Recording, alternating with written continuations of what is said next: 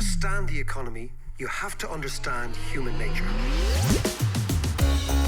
This podcast is powered by Acast.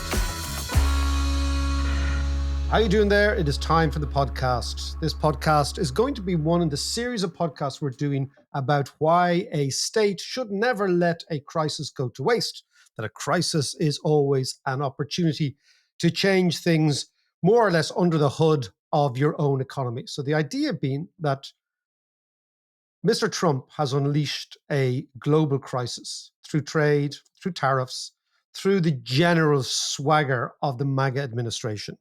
Now that, of course, has got everyone's back up.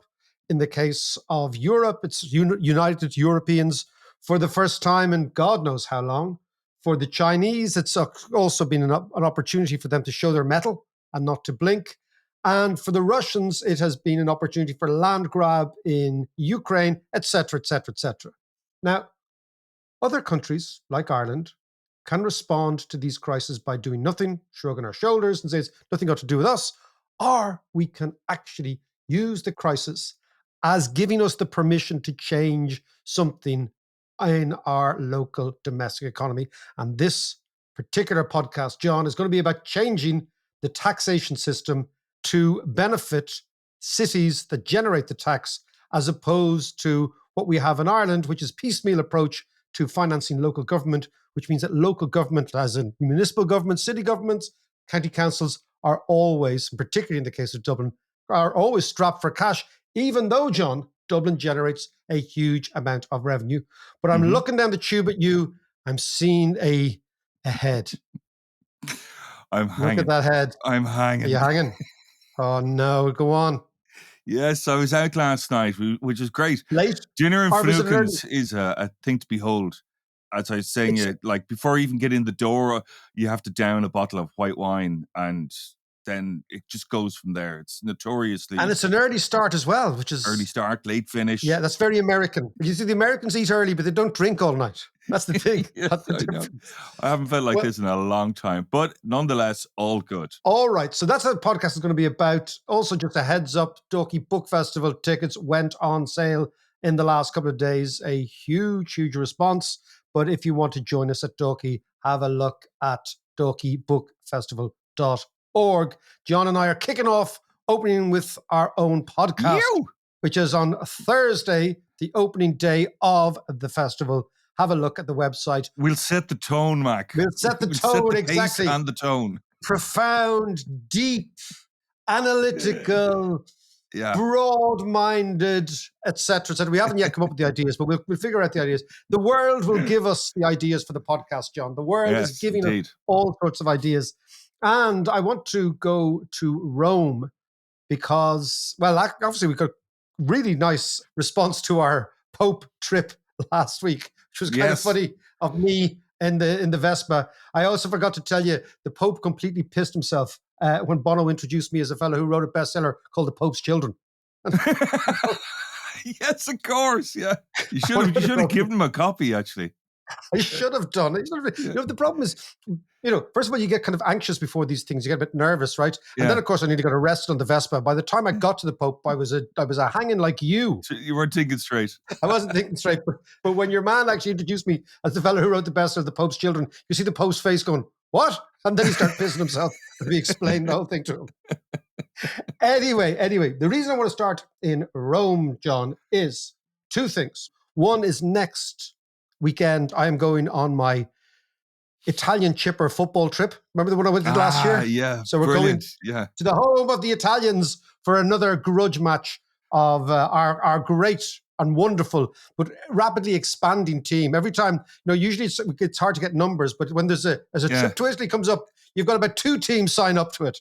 Yeah. And I think you'd be fighting for your place then on the team? Absolutely fighting for your place. Absolutely fighting for your place. You're going to have to up your game a bit. John, you exactly.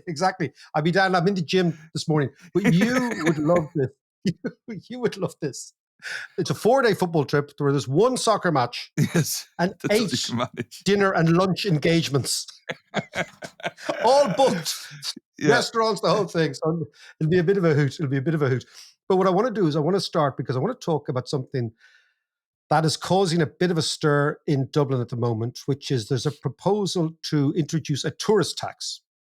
And a Yes. tourist tax is the sort of thing that you get in almost every continental country. It's a way of a local authority to raise money from people who are not citizens, from tourists, Yeah. obviously. And as Ireland has a massive tourist industry, and Dublin has a massive tourist industry. In fact, lots of Dubliners say the only people in town these days are tourists, right? It would seem to be a logical way to go to actually raise revenue. Of course, the hotelier people are saying, no, don't do this. And tourist people are saying, don't do this. But it seems to me a logical way to go. And it got me thinking, John, about taxation and where is the most appropriate place to tax and who are the most Yeah. appropriate place to tax and how this debate over taxation has been going on for not centuries, but millennia. And the millennia thing brings me to the Colosseum, John, in Rome. Right.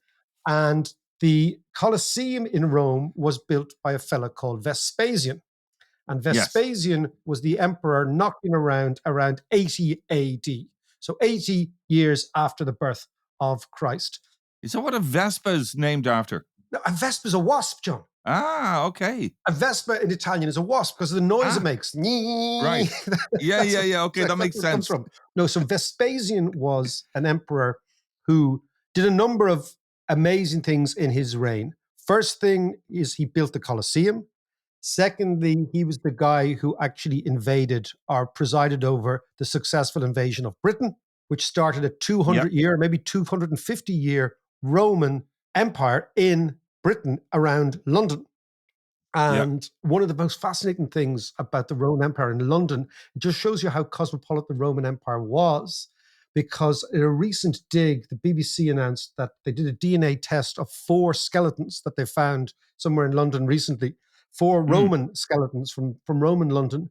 And amazingly, the DNA test shows that one of the skeletons was a native Briton, 2 were from North Africa, and 1 was from somewhere Right. else in the Mediterranean. So it just shows you how cosmopolitan the Wow. Roman Empire would have been. He also conquered Judea. He was the one who had the successful Roman conquering of Judea. All the way back before Herod and Jesus, Judea was a big problem for the Romans, always uprisings, Yeah. etc.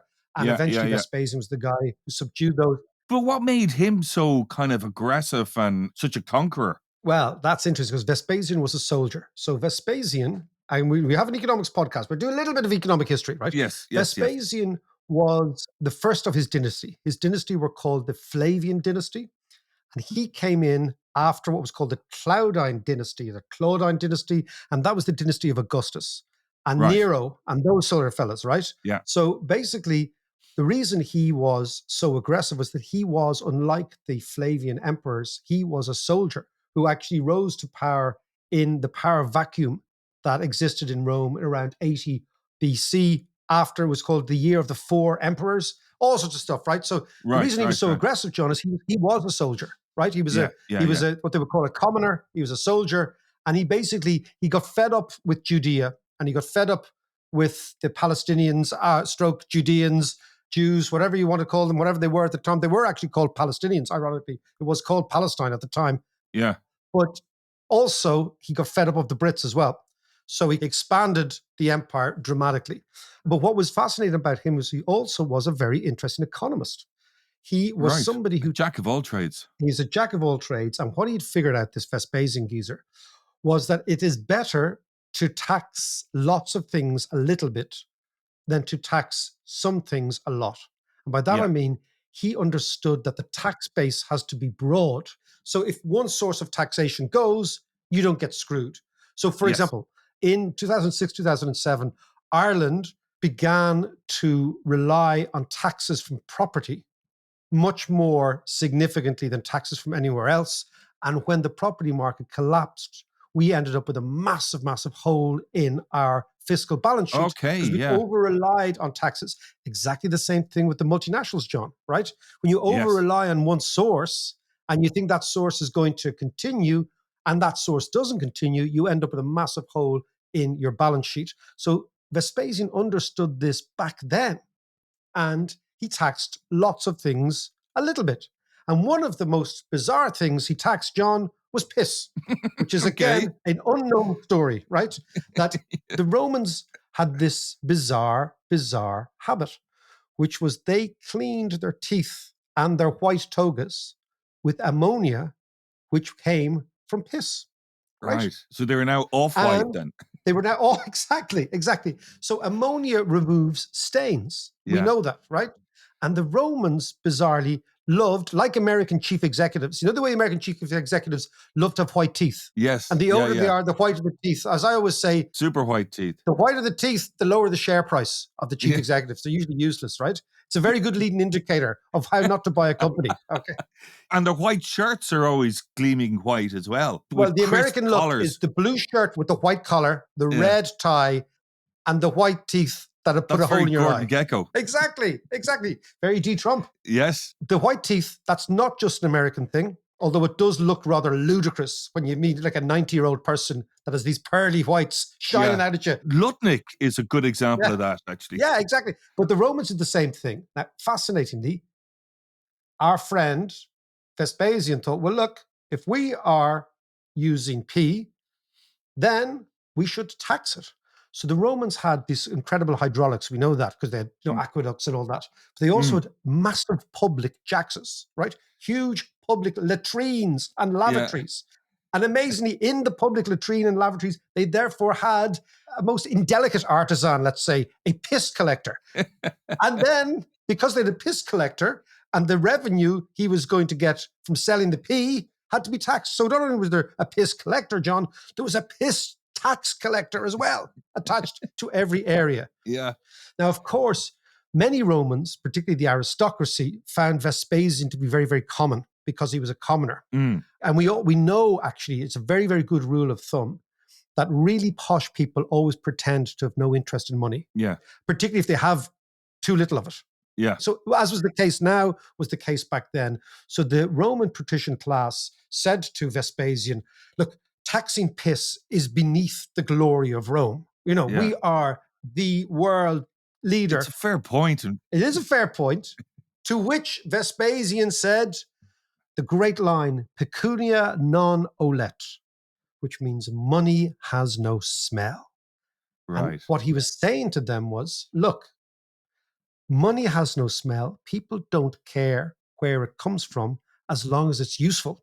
And I don't care where the tax comes from as long as it generates revenue for me, because I know that to keep the people happy, we need bread and circuses. So what do they use the tax revenue for? To build the Colosseum. And what did the Colosseum do? The Colosseum reinforced the notion to Romans and foreigners alike that Rome was the center of the world. They had the widest streets, the best aqueducts, and the best fun and games, okay? And of course, so Vespasian used, along with lots of other sources of tax from piss to build the Colosseum. So I just thought you might think that the next time. Now, this struck me. Sorry, Mac, are you suggesting that we introduce this to Dublin? No, because we don't use, the last time I checked, I wasn't washing my teeth with a paste and piss mix, which was what the Romans were using. Yes. No, what I'm saying is it got me thinking about sources of taxation, John, and what you should and shouldn't tax. And then it got me thinking, okay, well, why is Dublin and the Dublin local authority, why are they scrimping, looking for pennies off tourists when Dublin should be incredibly well funded? Now, this is a Dublin-centric podcast from now on, but it could well go for other cities in Ireland, but also cities all over the world. Yes. And the reason I want to talk about this, John, is the following. Dublin City is dilapidated. It is suffering from dereliction. Yeah. It is suffering from what I call social vandalism, which is vacancy. Ask any Dubliner, and they will say the city is basically falling down in front of our eyes. And how do you reconcile that with Ireland being one of the richest countries in the world? So how is the capital city of Ireland so shoddy, shambolic, and shabby, and quite dangerous at a time when the country is as rich as it has ever been? And going back to your Vespasian idea, Vespasian knew that the prowess of Rome was at least in part due to the sort of impression that people got when they arrived in Rome. It was like, wow, this is an impressive place. Yeah. And the question then is, Why does Dublin feel so derelict? And you contrast that with other cities of similar populations in countries that might even have less money than we do, and those cities look pristine, modern, and not just self-confidence, but kind of loved in the way Yeah. Dublin looks unloved by Dubliners. Yeah. And that got me thinking about how much tax is raised in Ireland. So I'm going to give you some figures about tax in Ireland and how much tax is raised in Dublin, and yet how much money is spent on Dublin and Yes. the disparity between both. And that leads us into a discussion about the way in which we raise money. So I'll just give you a few figures, John, right? Go on. Yeah. Dublin epitomizes an imbalance between the amount of tax raised in the city and the amount of money the city spends on itself, right? So last year, 40.9 billion euros worth of tax receipts were collected in Dublin. Just Dublin alone. Yeah, that accounts for more than half of the national intake, 54% of the total intake of tax. And it dwarfs the receipts in Cork, which is 12 billion, Galway, 2 billion, Limerick, 1.8 billion, right? Right. So this is Yeah. not to have a go at those cities, but it's just telling you what's going on, right? Mm. Dublin's what they call gross value added was 235 billion. So that is how much income is generated of GDP within Dublin. So that is about 48.7% of total value added, right? Despite the fact that Dublin only accounts for 28% of the total population. So Yeah. the city generates 48% of national value added, which is basically national profit, if you will. And yet it only accounts for 28% of the population. So this is something that you've got to get your head around.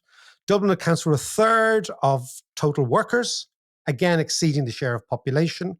And it's the primary magnet for direct foreign investment and all that sort of things. About 46% of all IDA visits are visits to Dublin, and about 40% of all IDA investments are investments in Dublin, right? So this gives you a sense of just how significant the city is in the national accounts, in the national economic backdrop, or in the muscularity of the city vis-a-vis the rest of the country. So, Yeah.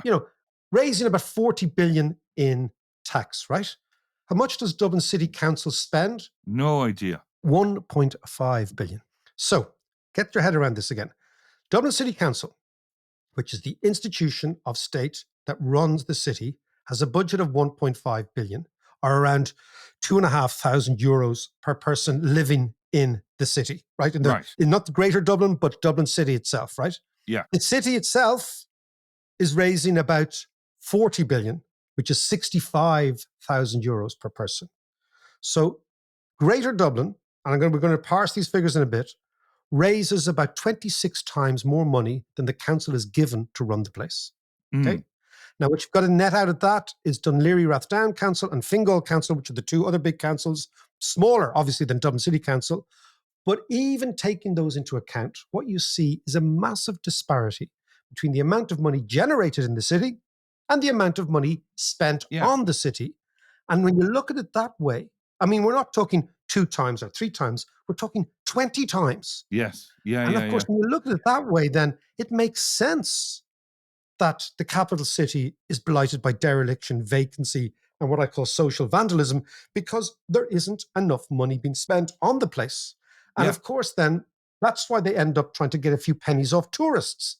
Now, the bizarre thing is when you look at all the local authorities of Ireland, right? Local government, the total budget of local government, the whole thing is about 7.4 billion, whereas total government spending is 84 billion, 11 times more. So it shows you that central government in Ireland is 11 times bigger than local government in terms of budget. And when it comes to Dublin, it's over 20 times bigger. And of course, what that means, John, is there's a massive bureaucracy wedged between the people who are taxed and what is actually done with that tax. And so what it does, it drives a complete coach and horses between the taxed, who are the people of Dublin, and where that money is spent. That's the first thing. The second thing is Hayek, the great economist. Hayek made the point that all economics is about information, right? And what he was saying about all economics being about information, he says, the closer you are to a problem, this is why he didn't like big government, because his view was that big government, by definition, cannot be close to the problems it's trying to solve, because the people who are closest to the problem are the people who understand what needs to be done. And if they can just finance it, they can fix things. And that's usually the case. So you Yeah. usually ask somebody close, what's the problem, right? And so what you see in the case of Ireland is, because our tax system is so heavily centralized and so biased away from local governments and local municipalities, that what basically happens is the money is taxed, goes into central government, and then the municipalities have to beg the government to give them a small share of the money Yeah. that's actually theirs. Okay. Yeah. And that's, I think, the main reason where cities like Dublin feel completely at odds with the stature. You think, how could this be the capital city of a booming economy? Because it looks like a third world place in certain areas, not all areas, but in certain areas. And certainly Dublin 1 is an area that needs to be urgently looked at and urgently spent on. So if you take that as a view, you think, okay, well, that kind of explains things. Yes. Yeah. Yeah. No, You're I going to ask me a understand question. where you're coming from, but on the flip side of it, isn't a general taxation supposed to be a way of redistributing wealth across the country? It is a way of redistributing wealth across the country, and it clearly does that, because if you look at Dublin, it generates so much of this extra taxation, and that extra taxation goes somewhere else. It goes all around the country. Yeah. Yeah, like so Donegal needs to get money, and Galway West needs to get Yeah, money, and Cork, all and those rural places still need services, schools and police and roads and et cetera, et cetera. no doubt. But it does seem to me that if we compare Ireland to other countries, that we have gone overboard with the centralization of Yeah. government. And therefore, if government is paralyzed, because it seems to be because of a variety of problems between the public sector unions, the politicians, all that sort of stuff, if that is paralyzed, then doubling down on a centralized system will just add to the paralysis. Whereas maybe the opportunity with the chaos outside is to have a second look at the way in which we tax and spend, the second look at the way in which we tax and spend geographically, and maybe copy the best practice in other countries whose cities appear to be much more vibrant and much less shambolic than our own. So I think it just gives us a chance to just look at things and say, okay, is this the best way of doing things? Okay, well, let's take that second look after a bit of this.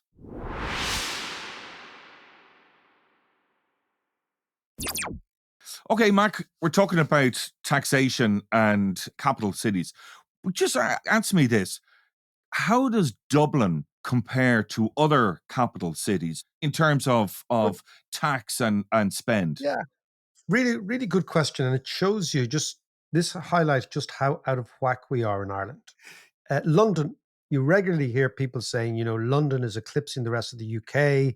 The Yeah, rest of the UK is basically in the halfpenny place, and everything goes to London. London GDP, that value added yeah, that I looked at, let's look at that figure, is about 22% of total UK value added, right? And total UK GDP. yeah. So Dublin is 50% of Ireland. Another country that we Oh, always right. you hear about centralization. When we were in Paris last week and we were Yeah, talking about, yeah, yeah, the Gilets jaunes, the French people in the regions feel very, very hard done by, and they feel that all the money goes to Paris, and Paris is yeah. the jewel of the crown, etc. Paris, the corresponding figure is 30%. So Dublin is Right. way out of whack with those other two cities, right? And so gradually over the course of the next 20 years or so, two things have to happen in Ireland. One is that economic activity has to move out of Dublin Mm, because it needs to go to the region. So Dublin needs, I'll give you a basic rule of thumb, John, in most countries about urban economics, right? Which is that the biggest city is about twice as big as the second city. The second city is about twice as big as the third city, and yeah, so on and so on and yeah. so on. Dublin is about 10 times or 8 times bigger than Cork. Right. You'd never know that talking to a Cork man. I know, to ask my cousins about it, right? Yeah. But why is that? Is because the actual second city of Ireland is Belfast. And Belfast is about half as big as Dublin.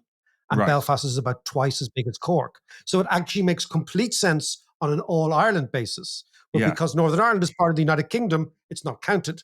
So if you looked at even Ireland, it would make sense if the country were unified. But that is a different question altogether, which we won't get into today. But just from the Yeah. urban economics point of view, that's what's weird in Ireland. The fact that a part of the country has been amputated in effect from the rest of the country. Yes. You can see this in all sorts of spatial awareness. But the other side of the coin, John, is still, even though Dublin predominates, and this is the fascinating thing, Irish politics is heavily rurally based. So the way in which Ireland redistributes income, it's what I call the all Ireland approach to economic development, right? Mm. Which is that every county needs to get a look in. And the only county that generates all the income, the massive income, is Dublin. But because of the way the Dáil is structured and because of the way Irish politics has always been very rurally driven, if you look at the amount of our, for example, leaders who came from the city, very few in comparison to Yeah. people who came Yeah. from the country. There's a much more country bias, all that sort of stuff, right? And what Yeah. that has meant is that Dublin is basically the goose that lays the golden egg. Yeah. So in a way, two things have to happen in Ireland over the next 20 years. Dublin has to be diminished in terms of its overall status to get to be a little bit more like London Yes. in terms of overall activity, number one. But number two, at the same time, money needs to be spent on the city to actually give it a feel that is the capital city of a prosperous country, as opposed to what it feels like now, which is a second-rate city blighted by vandalism, blighted by dereliction, a lack Yeah. of love, and a city council that is always running out of money, that never has enough money. So the way to do it is to look at different models of raising money. So are you saying then that, I mean, you've mentioned before about introducing an elected Yes, mayor to the city who has control over the tax collection and spend for that city? I think you're absolutely right, John. I'll give you an image. We started with toothpaste, right? Yes, we did. Somebody has to be thinking of Dublin when they're washing their teeth in the morning. Do you see what I mean? That's Yeah. somebody's Yeah. job. Somebody has to get out of bed, they're washing their teeth, they have to be thinking of a street, a road, a development, etc., a tax, a spending. Nobody in Ireland is thinking of Dublin as a job when they get out of bed in the morning. And as a result of that, if nobody's thinking of the city because nobody has the job to think about the city, what happens is the city atrophies over time. So, how you do that?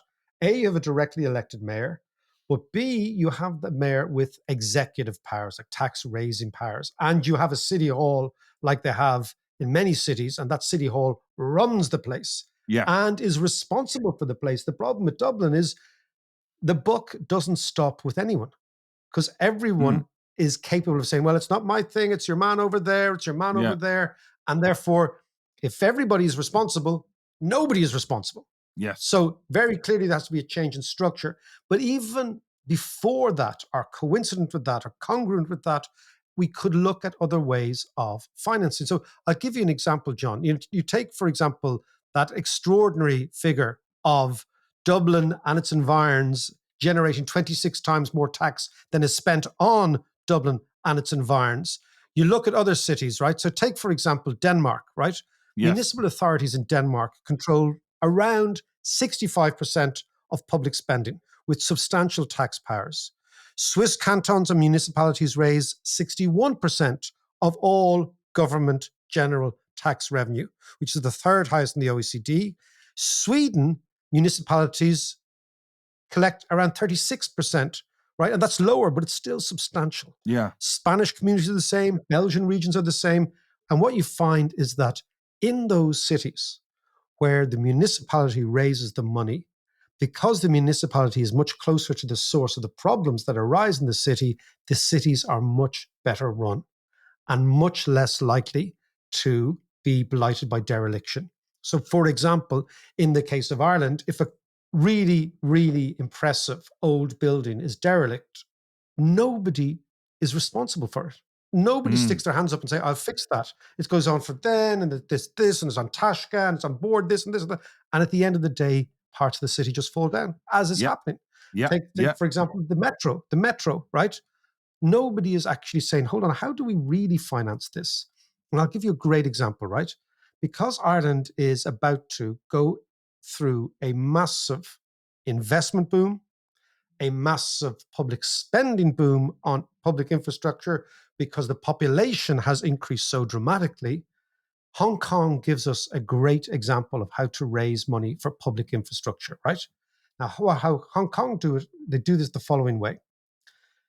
If there is land that is going to be rezoned because of housing or public infrastructure, Yeah. the way the Hong Kongers do it is let's say it's been rezoned and that puts the value from, let's say, €1 million to 10 million euros. Yeah. In Ireland now, the person who owns that land, who does absolutely nothing to increase the value of that land, gets all the €9 million profit from the uplift, which results in the rezoning. So the entire wealth of a rezoning is captured by a private individual who typically is a land hoarder. That's the situation in Ireland. Completely undemocratic. In Hong Kong, what they do is when land is being rezoned for housing or infrastructural development, and the price of land and the value of that land goes up, the amount that the value of the land goes up is captured by the state, because it is the state, it is the stroke of a bureaucrat's pen that increased the value of the land. So that is how they have paid for 40% of the entire metro and railway infrastructure of Hong Kong. And the metro and railway of Hong Kong carries 5 million passengers a day and covers over 250 kilometers of track. So that's a great example of something we could do straight away, because we know we are about to build a metro. We know we're going to build some railways. We know we're going to build housing, right? At the moment, a drone class is sitting there waiting for the land to be revalued, while the worker bees, the citizens, are doing all the work. Yes. And that drone class gets rewarded simply because a bureaucrat says, oh, that's where the metro should pass through. So all the value of that is captured, not just by the landowner, but by the people who live beside those new metro stations, who've also done nothing. They just happen to live beside them, and the value of their house goes up. Why? Because the rest of the country has actually paid for it through infrastructural spending, and yet all the gains are grabbed by a minority. So it's an obvious way of saying, hold on a second, if we are going into a 10-year program of massive investment and massive uplift in land values, well, then the state that creates the uplift should be getting the cash, and then that cash can be used to pay for the bloody metro. Yeah. That makes complete sense. So, Mike, this is kind of like a Henry George kind of way of thinking. Exactly, John. Georgianism, right? This is what we are, John, on this podcast. We are neo-Georgians, right? Which is not not a suggestion of a tacky estate built in a neo-Georgian style, but we are actually neo-Georgians. We subscribed to the economics of Henry George. Just lastly, John, remember I told you years ago I was in Finland and the local municipalities were raising money through the bond market, right? Remember I told you that? Yeah, and they would raise money.